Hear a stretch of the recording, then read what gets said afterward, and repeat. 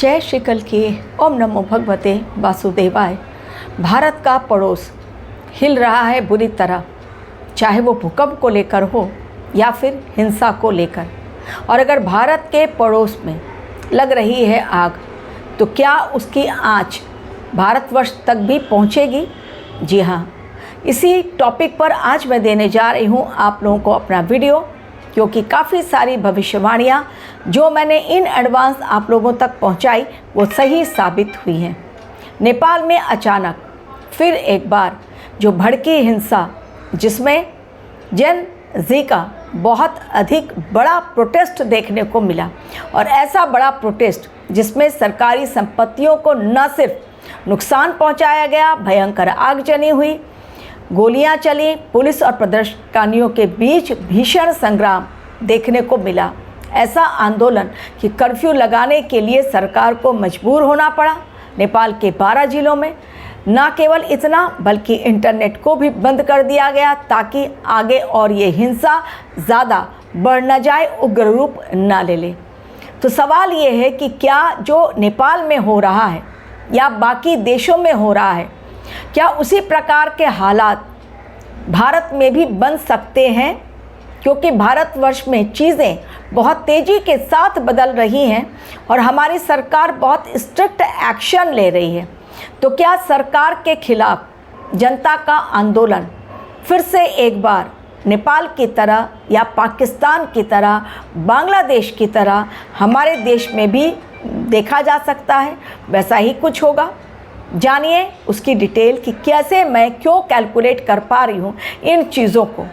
बांग्लादेश जल रहा, पाकिस्तान में अलग कोहराम मचा, नेपाल बड़ी मुश्किल से कंट्रोल में आई हिंसा वहाँ की। किसी को नहीं पता था कि अचानक से ऐसी हिंसा भड़केगी कि हर तरफ त्राहिमाम होने लगेगा।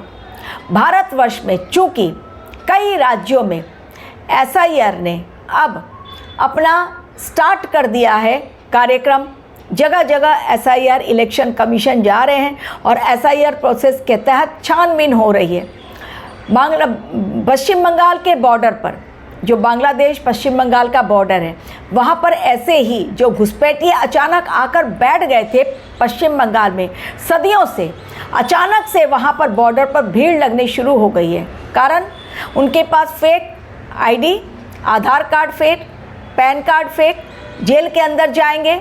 इससे अच्छा है कि अपने बांग्लादेश में हम पहुंच जाएं। सब लोग वहां पर अपना सब कुछ सामान लेकर पहुंचे हुए हैं, बॉर्डर पर काफ़ी भीड़। और ममता बनर्जी अब हिल रही हैं, क्योंकि अगर इतने घुसपैठिए उनके राज्य से बाहर निकल गए तो उन्हें वोट कौन देगा? ये समय जो चल रहा है वो इसी ओर संकेत दे रहा है। अगर राहु देव अपने नक्षत्र में जा रहे हैं 23 नवंबर को, वो नक्षत्र शतभिषा नक्षत्र बेहद बड़ा ऐसा नक्षत्र है जो कि कोहराम मचाने वाला है। केवल हमारे देश में नहीं, ये पूरे विश्व के लिए चेतावनी है।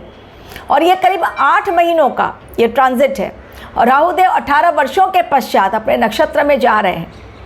इसके अलावा एक और जो नक्षत्र परिवर्तन हुआ मंगल देव का ज्येष्ठा नक्षत्र में, वो भी बेहद खतरनाक। तो इस समय नक्षत्र परिवर्तन, वक्रीय गुरु, वक्रीय शनि और वक्रीय बुध, जो कि कुछ दिनों के पश्चात मार्गीय होंगे, लेकिन फिलहाल वक्रीय जब मैं आपको वीडियो दे रही हूँ तो चीज़ें तो बिल्कुल सही नहीं दिखलाई पड़ रही और हो भी रही हैं। जैसी चेतावनी, जैसा संकेत दिखलाई पड़ रहा है, वैसी चीज़ें भी हो रही हैं। तो अब सवाल है कि क्या भारतवर्ष में, जहाँ पर कि भारतवर्ष की कुंडली में मंगल की महादशा, तो क्या भारतवर्ष युद्ध के मैदान में कूदेगा? क्या हमारी सरकार की नीतियां ही लोगों के गले की फांस बनेगी? क्या स्ट्रिक्ट एक्शन हमारी सरकार लेगी? तो जवाब है बिल्कुल हाँ। हमारे देश में हमारी सरकार के द्वारा कुछ ऐसे स्ट्रिक्ट एक्शंस लिए जाएंगे, ऐसी नीतियां बनाई जाएंगी, ऐसे कुछ बाहर बातें निकलकर सामने आएंगी जिनके कारण कोहराम भयंकर मचेगा हमारे देश में भी। पश्चिम बंगाल वो राज्य है जो सबसे पहले आगजनी का शिकार होगा, तोड़फोड़ का शिकार होगा। भयंकर वहाँ पर उपद्रव दिखलाई पड़ रहा है पश्चिम बंगाल में। अभी कुछ नहीं है, बहुत पहले मैं आप लोगों को चेतावनी भरा वीडियो दे रही हूँ। पश्चिम बंगाल के पश्चात हमारे देश के कई राज्यों में जहां पर अभी भी छिपे बैठे हुए हैं आतंकवादी, और जहां पर लोग अपने घरों में, ऑफिस में, चाहे वो फरीदाबाद हो, हरियाणा हो या फिर पंजाब हो, जम्मू कश्मीर हो, ऐसी बहुत सारी रेड पड़ रही है हमारी सुरक्षा एजेंसियों की, जहां से कि विस्फोटक पदार्थ मिल रहे हैं और आतंकवादी अब भी छिपे बैठे हैं।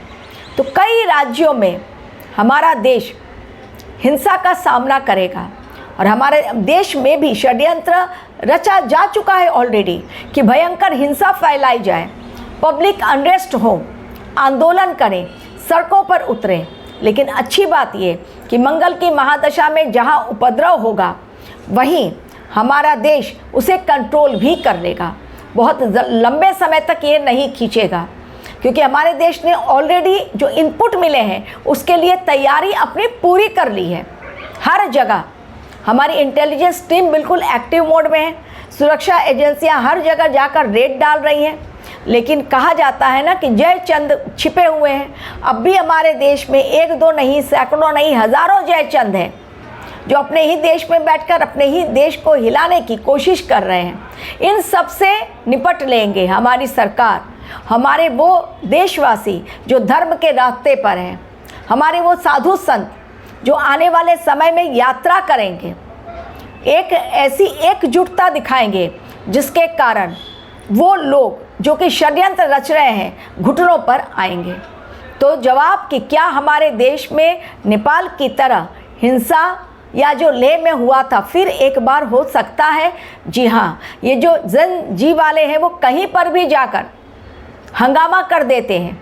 ऑलरेडी कई जगहों पर इनका हंगामा हो चुका है। ये केवल फिराक में रहते हैं, कैसे कहाँ पर जाएं और तोड़ फोड़ करें, क्योंकि इनमें ही कई कट्टरपंथी उग्रवादी घुसे हुए हैं इनमें। अब इस समय जो लोग दो फेसेस को लेकर घूम रहे हैं, यानी अंदर का अलग और बाहर का अलग, वो इस समय एक्सपोज होंगे। लोग वास्तव में समझेंगे कि कौन उनके साथ है और कौन उनके खिलाफ है। और हमारे देश को बहुत सारी बातें पता चली हैं कि दिल्ली ब्लास्ट में कौन कौन शामिल था, कौन कौन से देश। इसमें केवल पाकिस्तान का हाथ नहीं था, क्योंकि पाकिस्तान ने खुले तौर पर कहा है कि दिल्ली ब्लास्ट में उनका हाथ था। तो केवल पाकिस्तान नहीं, पाकिस्तान के साथ कुछ और देश भी हैं जो मित्रता का ढोंग रच रहे हैं और वास्तव में वो मित्र नहीं है हमारे देश के, जिनमें नंबर 1 पोजीशन पर अमेरिका और नंबर 2 पे चाइना, जो अभी फ़िलहाल दिखलाई पड़ रहा है सबको कि ये मित्र है, बिल्कुल मित्र देश नहीं है। कहीं ना कहीं हमारी सरकार को मिल गया है वो इनपुट, अंदेशा हो गया है कि इन लोगों का, जो लोग दम भरते हैं दोस्ती का, बिल्कुल नहीं, वो पीछे से वार कर रहे हैं। क्योंकि राहु देव का अपने नक्षत्र में जाना, यानी इस समय लोग भ्रमित होते हैं और भ्रम जाल में ना उलझे हमारी सरकार। इसलिए इस समय बहुत बड़ी मात्रा में, बहुत ज़्यादा सीक्रेट मीटिंग्स चल रही है बार बार, और ऐसी मीटिंग चल रही है जिसमें केवल हमारे रक्षा मंत्री, हमारे अमित शाह जी, प्रधानमंत्री जी, विदेश मंत्री, गिने चुने लोग ही उसमें शामिल है। बाहर उनके ही दल के लोगों को कुछ नहीं पता कि अंदर मीटिंग में क्या चला। बहुत खुफिया तैयारी चल रही है आने वाले समय के लिए। तो क्या हमारा देश तैयार हो रहा है ये जानकर कि आने वाले षड्यंत्र से कैसे निपटा जाए, और क्या हमारे देश में भी हंगामा हो सकता है नेपाल की तरह? तो जवाब है बिल्कुल हाँ। ले ऑलरेडी देख चुके हैं हम लोग ट्रेलर, लेकिन वो ट्रेलर अब रियल पिक्चर में कभी भी किसी भी समय बदल सकती है। इसलिए रहना है सावधान।